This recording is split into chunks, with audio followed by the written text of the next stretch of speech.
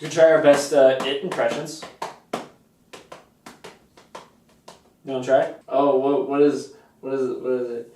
Beep beep, Reggie! Beep beep! Okay, mine will be...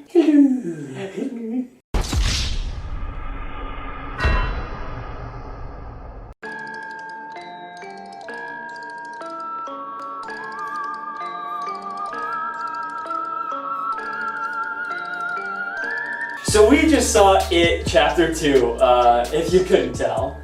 And this movie was a bit of a kicker. I think everyone this year kind of came away with this anticipation of the movie that it was literally going to be it up for the year. You know? Yeah. See what I did there? And I think when you come into this movie, you need to detach yourself from some of your expectations. Let's get that out of the gate. Ransom, what was a big get for you in this movie? What did it do right? The best part for me about this movie was the goddamn transitions.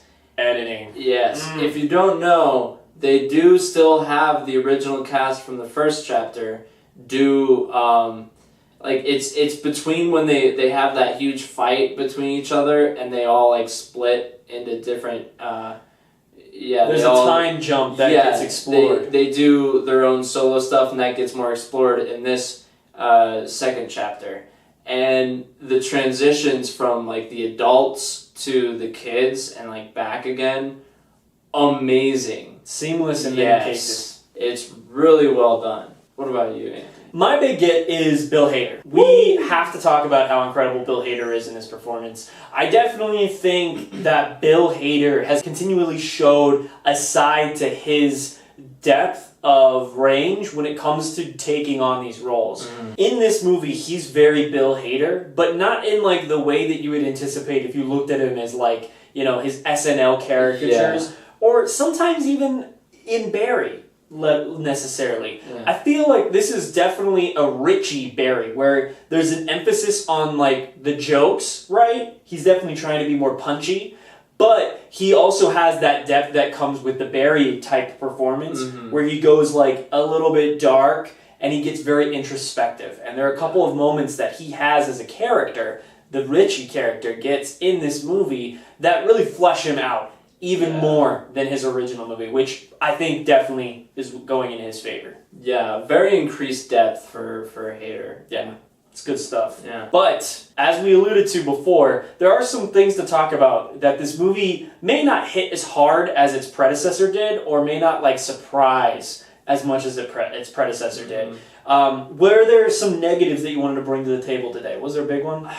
For me, I think the big one was the fact that it does have this focus more on a social commentary, which I love in horror movies. But I also do think with the fact that it is more for a bigger general audience, there is this feeling that you need to have action and have all of this crazy stuff going on where you don't necessarily need that. And there's the spiraling moment in the film.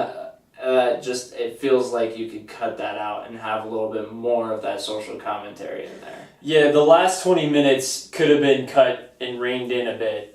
Maybe actually more like the last 20 to the last 5. That 20 before could have been, woo. Mine's going to go a little bit in hand with that too. I feel like this movie does a lot of retreading. Narratively speaking, and for the sake of allegory, which allegory here is its greatest strength in my opinion, I definitely think that there are a lot of moments that you as a film goer are going to be like, didn't I see that?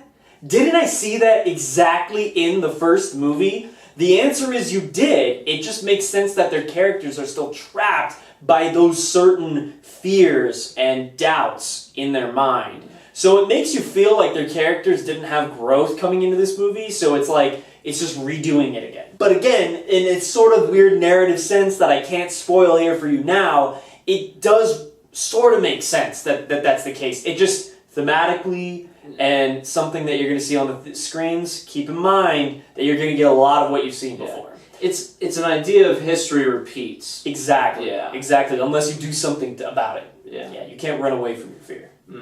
So I think the best way to close this out before we get to the scores is shout out one particular person real quick. Bill Skarsgård. He's Oh. still amazing as Pennywise, and this movie would be all the worse if he didn't have his amazing performance. Yeah. So, yeah. big shout out there. Just had to end that on that. He's got to be in more stuff. Like, that Skarsgård family, man. They're talented.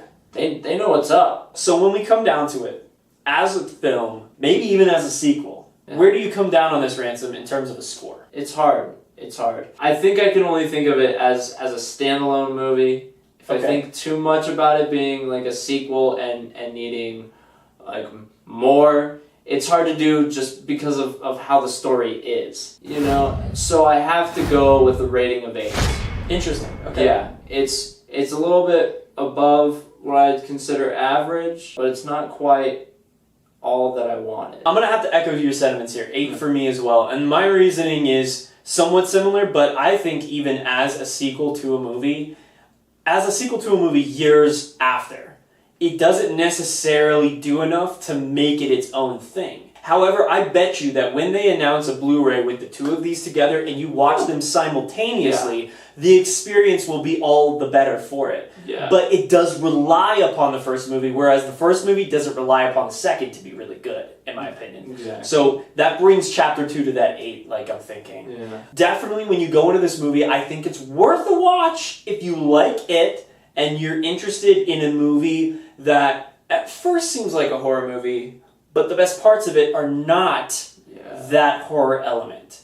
So keep your minds in check a little bit there and those expectations, because they will be your undoing if you go into this expecting new scares. Yeah. Because they're very similar. Yeah. Let's put it that way. Still, Pennywise is amazing, and you should go see it. But if you're here more for that Stephen King writing, you know, and looking for that social commentary, you should definitely go see this.